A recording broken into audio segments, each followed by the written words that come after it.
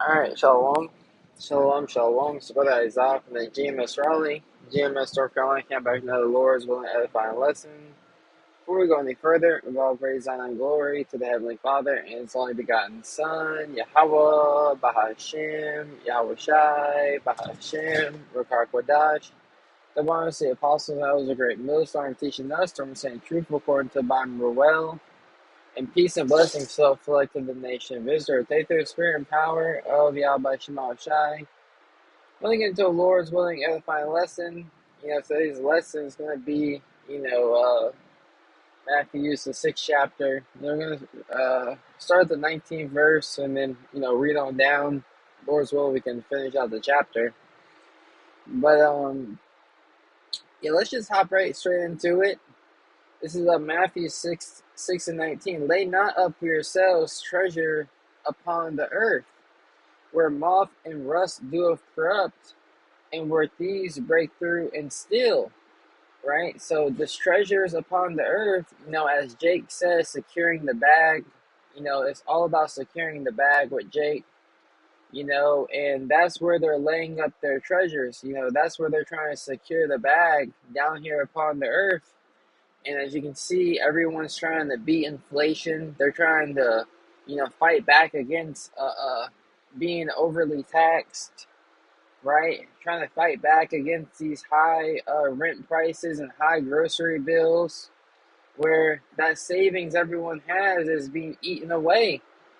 So where most people, American citizens, that's why you see the national debt clock is rising so high. They're knee deep in credit card debt. You see?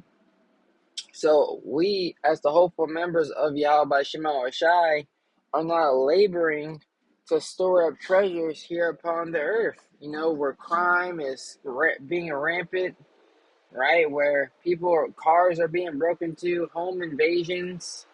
You see? But lay up for your treasure, but lay up for yourselves treasure in heaven, where neither moth nor rust do corrupt, and where thieves do not break through nor steal. See, what we're laboring for, right, has a sure reward, right? We're not laboring in vain as the others in this world who labor in vain, whose works, when it's all said and done, are going to be unprofitable, right? They're not going to reap the reward, for, putting in years and decades into this Babylonian system. But we are, Lord's willing we remain, because he that endureth unto the end, the same shall be saved. So those who endure unto the end, surely there's a reward at the end of this road for that investment, for you investing into the kingdom of heaven. That's what we're doing with our time as we send up videos, as we, walk as lights in the world and, choose the path of righteousness, when we're presented with evil. Verse 22, it says, the light of the body is the eye. If therefore thine eye be single, thy whole body shall be full of light, right? Your eye being single-minded on what the goal is, single-minded on the vision, right, of the promise of the kingdom of heaven. You see, thy whole body shall be full of light, right? So our body is fixated upon this truth which embodies Yahweh Shai, who is our light, right? So we're full of light. We're full of the wisdom, knowledge, and instruction that Yahweh Shema Shai has given us to inherit everlasting life. But if thine eye be but if thine eye be evil, thy whole body shall be full of darkness, right? Because the fruits of this world, are full of covetousness and evil works, right? And just straight wickedness. So if you desire this world, your eye is evil. This world is against Yahweh Shema Shai. It says, if therefore the light of the body if therefore the light that is in thee be darkened, how great is that darkness? No man can serve two masters, right? Because you got to be fixated on one or the other, light or darkness, right? This world or the world to come. You see? No man can serve two masters, for either he will hate the one and love the other, or else he will hold to the one and despise the other. You cannot serve the Most High and mammon, right? And that's the God of this world, mammon, or money, right? Lusting after the things of this world, you know, takes you away from serving Yahweh by Shema Shai and being about your purpose of the reason why the Lord put us down here upon the earth in the first place, right? To serve Him with sincerity and the truth, to fear the Most High and to keep His commandments, for that is the whole duty of man, right? It says, therefore I say unto you, take no thought for your life, what you shall eat or what you shall drink. It says, nor yet for your body, what you shall put on. Is not the life more than meat and the body more than raiment, right? So is not life more than just about, eating and drinking and making sure you're clothed? The Lord is telling us to take no thought of these things because He's going to provide and take care of us, right? We have a job to do, and everyone has a job to do. The false prophets have a job to do.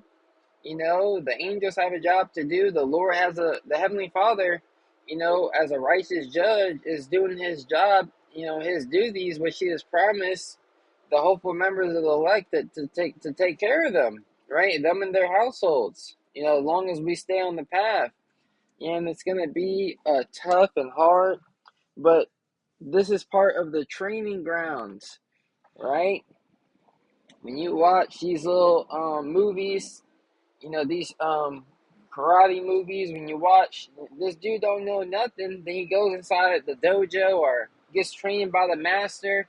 It's not fun during the training period, but it all turns out in the end, that bully that was bullying him, he's able to overcome him in the end, right?